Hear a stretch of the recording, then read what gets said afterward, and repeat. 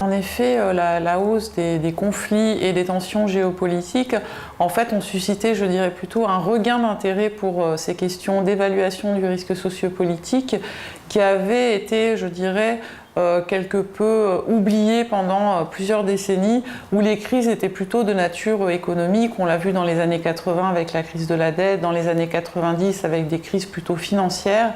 Et c'est vrai que les dernières crises qui ont touché les pays ces dernières années, à la fin des années 2000 et depuis 2010, sont plutôt des crises de nature politique.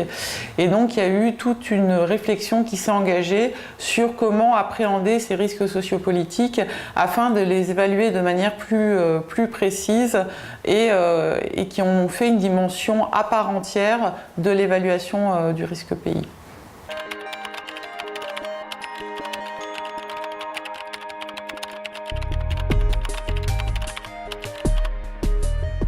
Il est très important de faire la différence. C'est vrai que souvent il y a un petit peu confusion entre les deux termes.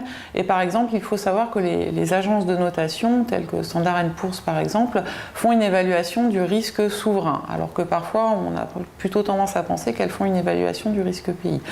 Donc pour revenir un peu plus précisément sur les termes, en fait le risque souverain, c'est le risque qu'il y ait défaut sur la dette libellée en devises. Donc on est vraiment sur la question, je dirais, des finances publiques et de l'endettement et de la probabilité de défaut d'un État sur sa dette en devises. Alors que sur le risque pays, c'est beaucoup plus large en fait, c'est-à-dire qu'on a beaucoup plus de dimensions et ce sont tous les aspects macroéconomiques, financiers et sociopolitiques qui peuvent avoir des répercussions sur les opérateurs économiques d'un pays, que ce soit par exemple une banque, une entreprise. Par exemple, s'il y a une crise au niveau du secteur bancaire, ça peut avoir un impact sur les entreprises du pays. S'il y a une crise au niveau sociopolitique, ça peut avoir un impact par exemple sur la croissance et générer un impact par exemple sur les entreprises qui sont présentes ou sur les banques dans le pays. Donc c'est toute cette dimension macroéconomique, financière et sociopolitique qui peut impacter les opérateurs se trouvant dans le pays.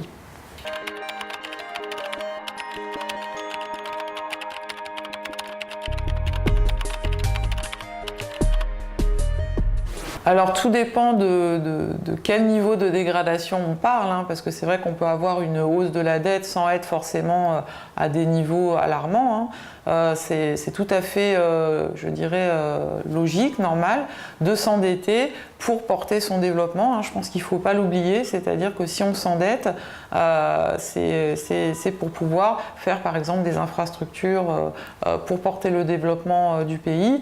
Après, la question c'est de savoir également si on s'endette pour de bonnes raisons, c'est-à-dire que les dépenses qui sont financées via l'endettement sont bien porteuses de développement. On voit que certains pays se sont endettés pour financer par exemple des dépenses de fonctionnement récurrentes. Là en revanche on peut un peu se poser question sur la soutenabilité et sur l'impact en termes de croissance et de potentiel de croissance de ce type d'endettement.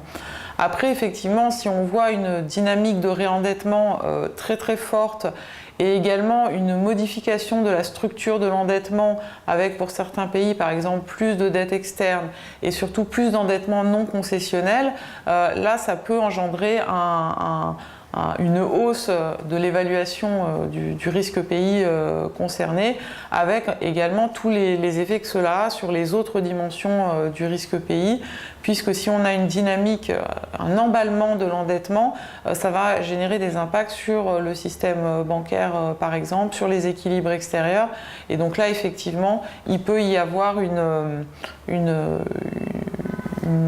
réévaluation du risque pays, également du risque souverain du pays, et un risque jugé plus élevé, effectivement. Mais après, c'est bien voir où en est le pays, parce qu'une dynamique, comme je le dis, une dynamique d'endettement, ça fait aussi partie du processus de développement, surtout pour les pays qui sont à des stades de développement assez faibles à l'heure actuelle.